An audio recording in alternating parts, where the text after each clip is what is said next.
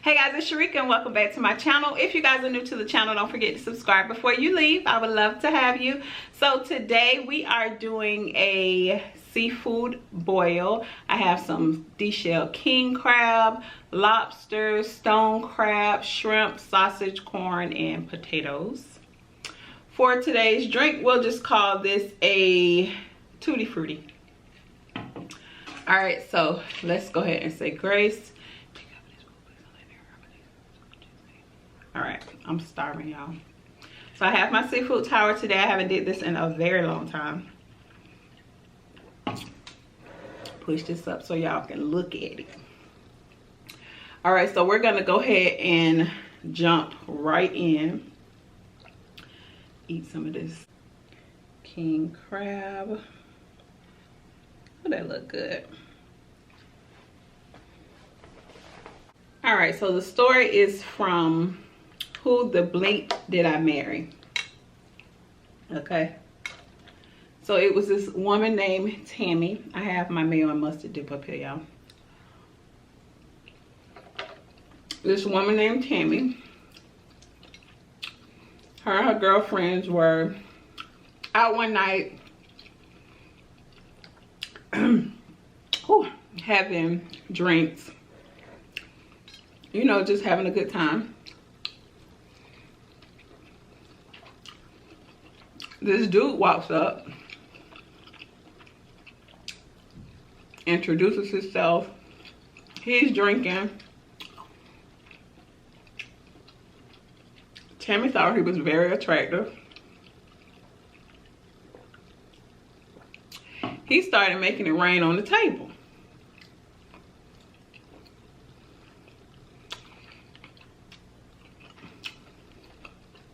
But clearly it was to impress Tammy.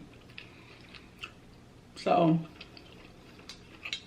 her friends was like, okay, Tammy, well, drinks on you, sis. So boom, they started seeing each other on the regular. His name was Eric. This story juicy, y'all. Let me take a sip, y'all.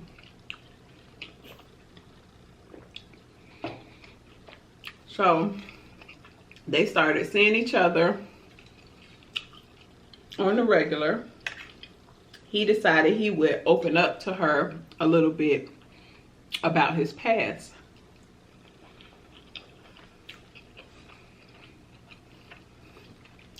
So he tells her that he was supposed to be a doctor. He shows her the medical school transcripts, everything. But he said he decided not to do it because he lost 2 sons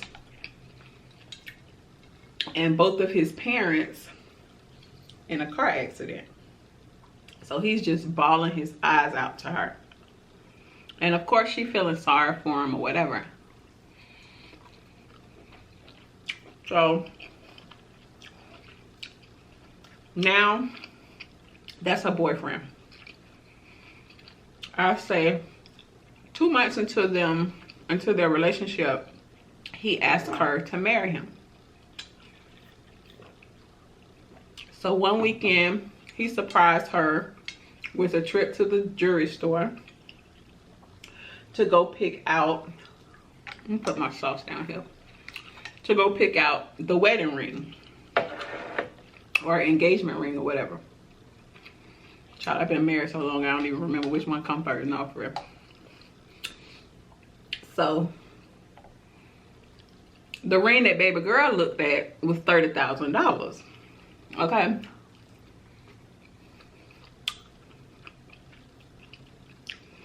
So he tells the jeweler, okay, give me about 2 or 3 days. So Tammy all excited. The very next day, he comes over to her house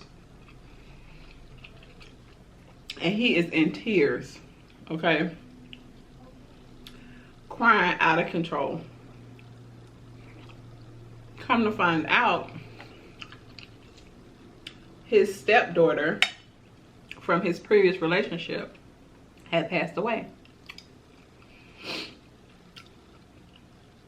The mother couldn't afford to pay for the funeral, and it was going to be $30,000. Okay. So Tammy's like, okay, well, we'll just worry about the ring later. You know, don't worry about it. Just take care of your family. And why don't you just move over here with me so you won't be alone? So, of course, he agreed to come move in with Tammy. Well, Tammy had 3 kids, 2 or 3 kids. She had an older son, and he wasn't really feeling it. He was like, you know, things are moving so fast. He's not even really from here. And you don't know nothing about this dude, and now you want him to move in. Well, Tammy had a friend. He owned some type of investigation firm or something.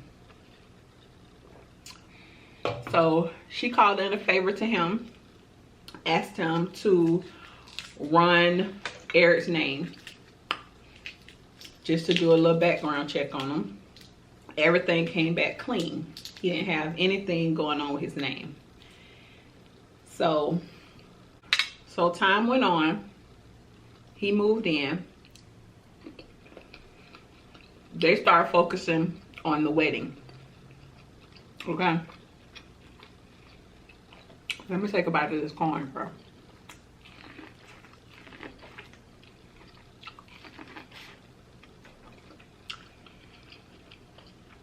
So Eric wanted to be in charge of the wedding invitations. So of course she didn't have any issues with him doing that. So once people started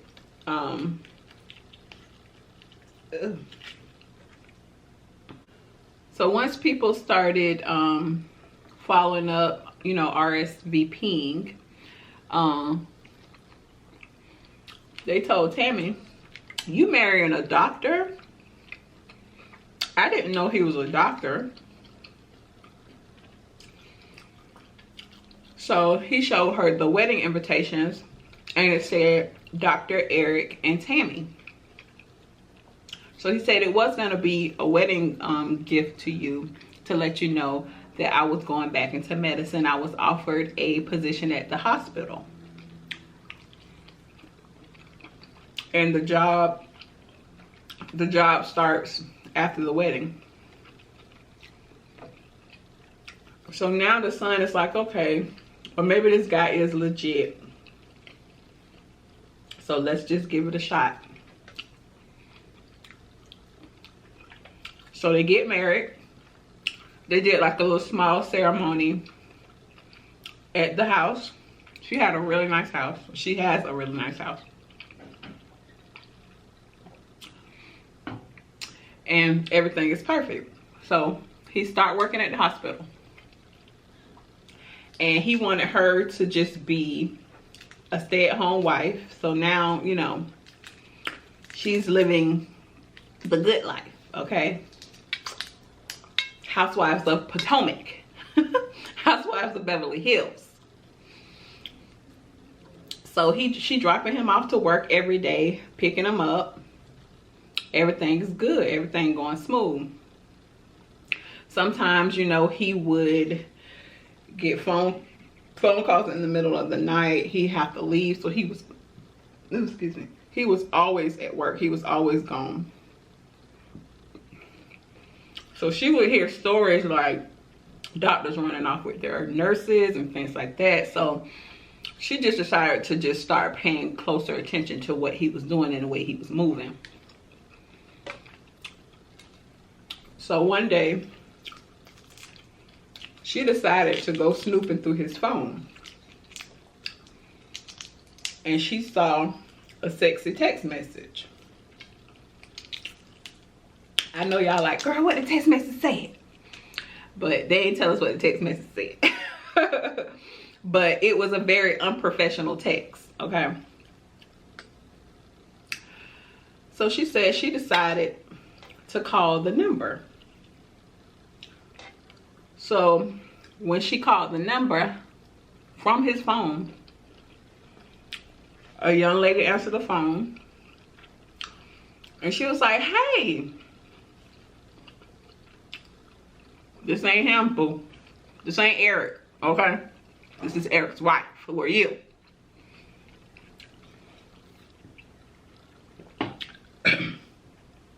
So she hit her with the line. She said, this is Eric's wife. Who are you? What's the line? Y'all know the line. If you want to know who I am, ask your man. Don't ask me. So now she heated. Now she back to Housewives of Atlanta, okay? She ready. So she trying to hype herself up to handle him when he get to the house. So she waited about 30 minutes. All of a sudden, he busts through the door. Like, you know, you almost cost me my job. That was my superior. You almost cost me my job. So she started feeling bad because she almost cost him his job. And she said she just felt like a little young, you know, young teenage girl playing these little childish games. She shouldn't have never went through the phone. So this stuff's so good, y'all. Time went on. They made up. Everything good. She just decided to trust him. She just let it go. Because it was a work phone. Okay.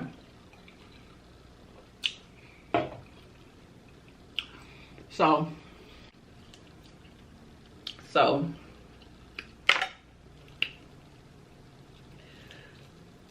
one night, Eric had to do the late shift. So he left out at about 8 or 9 o'clock at night. The next day, she hadn't heard anything from her husband. So when 12 o'clock rolled around, she like, this is not like my husband. He would call me, let me know what's going on, tell me about, you know, the ER stories and all this and that and the third. But he didn't do that this day. So she said, I never called the hospital, so let me go ahead and call the hospital because I haven't heard from my husband, so I need to call. She calls the cell phones first. She called the work phone and his regular cell phone. Don't answer. So she decides to call the hospital. So somebody picks up. She asks for Dr. Patel. And the lady said, hold on for a second. She came back to the phone and she said, there's no Dr. Eric Patel here. So she said, okay. She know that the lady don't know all the doctors that's at the hospital. So she decided to call the cell phone again. This time somebody picks up.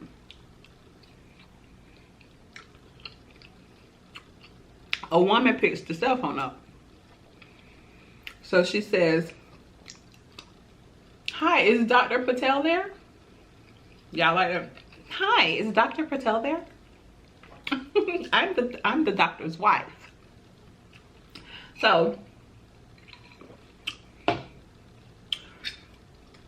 the lady said, are you talking about the guy that was using this phone? So she was like, yes. She said, oh, you need to call down to security because he was arrested last night for impersonating a doctor. So call the security and they'll let you know because he was arrested. So she said she flipped. Like she didn't know what to think. She was all over the place. So child, apparently one of the nurses called the police because they saw this strange dude that had been lurking around for months, but nobody knew who he was. He had a badge on. He was wearing an outfit from head to toe. He had the prescription pad, everything. This fool done stole somebody's badge, a real doctor's badge, taped his face over the dude picture, Child, they arrested his behind. So now she decides that she want to do her own investigating on him, because now she done found out he's a liar. She want to know what else he done lied about. So she go through his pants pockets, jacket pockets, trying to find anything that she could find. She finds a duffel bag. Inside the duffel bag was some papers. She pulled out one of the papers. It was a probation, it was a notice from the probation officer that he had a warrant out for his arrest for bad checks or something like that. So she calls the number and she started talking to the probation officer, letting them know what was going on. And the probation officer let her know that yes, he did have 2 kids. So she asked, well, are the kids deceased? So she said, no, not that I know of. Parents wasn't deceased, none of that. So she decides to go look through the paperwork and find the death certificates. She calls the nursing home. The nursing home have never heard of the names of the kids that he had on the death certificate. So his kids were alive and his parents were alive. So he was just a fraud. So, come to find out, he's basically a con artist. He had a previous wife. He asked her to marry him after 2 weeks. She did it because she thought that was her Prince Charming. This fool told her that he had created a touchscreen computer. Hold on, child. Y'all ain't heard.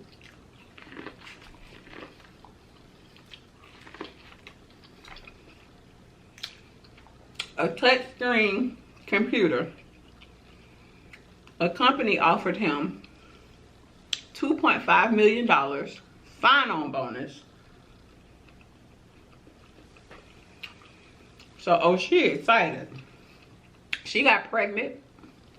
When he found out she was pregnant, she said he just kept disappearing. He couldn't keep up with his lies, and she just called him all in. She just called him in all types of lies, and they were done. So Eric, what else I got up here? So Eric ended up making a deal.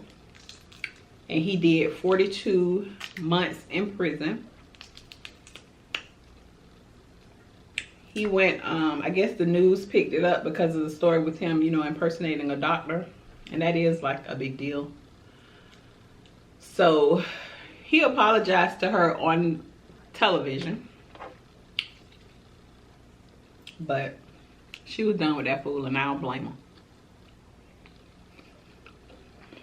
Okay, guys, so I hope you're done eating. If you're eating with me, don't forget to like, share, and subscribe. Don't forget to click the next 2 videos at the bottom of the screen, and I will see you guys on the next one. Bye, y'all.